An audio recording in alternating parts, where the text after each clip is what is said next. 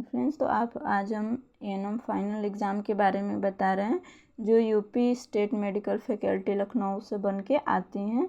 और ये health centre management का पेपर है। इसमें सारे 5 क्वेश्चंस हैं और 5 क्वेश्चन में से भी 5 ऑप्शंस दिए गए हैं जिसमें से आपको कोई 4 क्वेश्चन करने हैं।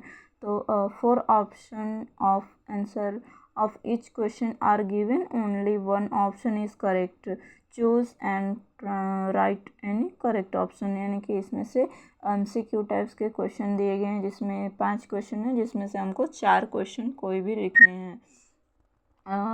तो फर्स्ट ये है कि वह माह जब मिशन इंद्रधनुष शुरू किया गया था। तो 1 जन 2025 है और बी है आपका जुलाई 2010, सी है आपका दिसंबर 2014 और डी है आपका मार्च 2016। तो इसमें से करेक्ट आंसर आपको लिखना है। और दूसरा आपका कि गोइटर जो होता है यानी कि गंडमाला जिसको हिंदी में कहते हैं, रोग किसकी कमी के कारण होता है। तो ए है आपका आयोडीन की कमी से, बी है आपका कैल्शियम की कमी से, सी है आपका प्रोटीन की कमी से, डी है आपका फास्फोरस की कमी से। तो इसमें से भी आपको सही आंसर लिखने हैं। तीसरा है आपका सामुदायिक स्वास्थ्य केंद्र में कुल कितने स्टाफ होते हैं। तो पहला है ए 30 है और बी है आपका 25 और सी है आपका 11 और डी है आपका 50। इसमें से भी आपको सही आंसर लिखने हैं। चौथा है आपका पंचायती राज की इकाई होती है। तो फर्स्ट है आपका ग्राम सभा और बी है आपका ग्राम पंचायत, सी है आपका न्याय पंचायत और डी है आपका न्याय सभा। तो इसमें से आपको करेक्ट आंसर चुनना है। और पांचवा है महिला नसबंदी के बाद कितने दिनों की ये आराम करने की आवश्यकता होती है। तो पहला है 15 दिनों के लिए और बी है आपका 3 महीने और सी है आपका 1 महीने और डी है आपका 6 महीने।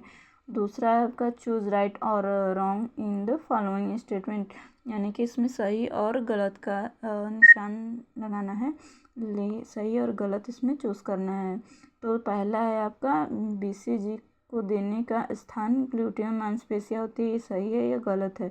दूसरा है आपका एएनएम को किसी भी सेवा शिक्षा की आवश्यकता होती है या नहीं होती है। तो इसमें आपको सही और गलत लिखना है। और तीसरा गर्भवती महिला के लिए पहली विजिट 12 सप्ताह के भीतर होनी चाहिए, सही है या गलत है। चौथा है आपका भारत में 6 उपकेंद्र 1 PHC के अधीन होता है, ये सही है या गलत है। और आपका 5वां क्वेश्चन मॉन्टेक्स्ट परीक्षण का स्थान नितंब में ग्लूटियल मांसपेशियाँ हैं, ये सही है या गलत है। तो इसमें से 5 क्वेश्चंस में से आपको 4 जो भी क्वेश्चन आते हैं उसको आप लिख सकते हैं।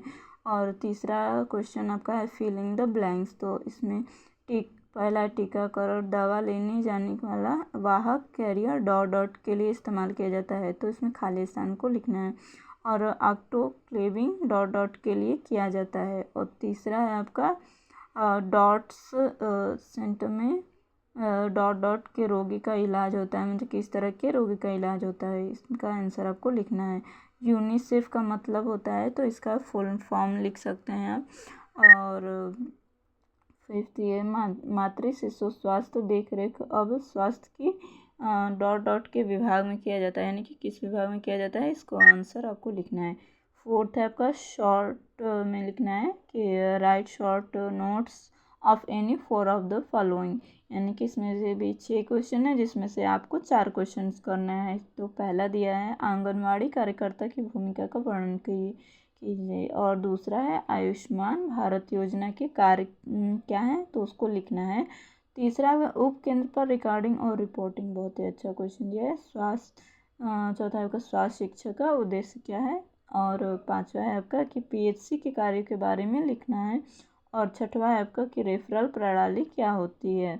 तो इसमें 6 क्वेश्चन है जिसमें से आपको 4 क्वेश्चन को करने हैं।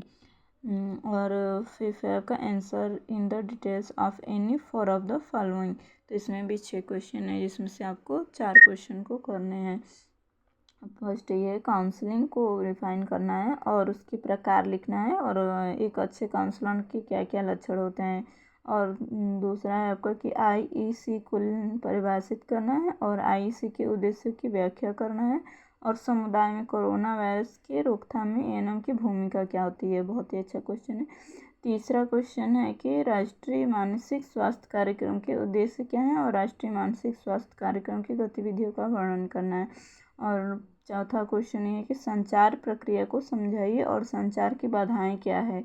और पांचवा ये है कि अंतर क्षेत्रीय समन्वय क्या है और अंतर क्षेत्रीय समन्वय के सिद्धांतों को और प्रेरित चरणों का वर्णन करना है। और छठवां क्वेश्चन है कि सूचना एवं मूल्यांकन प्रणाली के प्रबंधन का वर्णन करना है।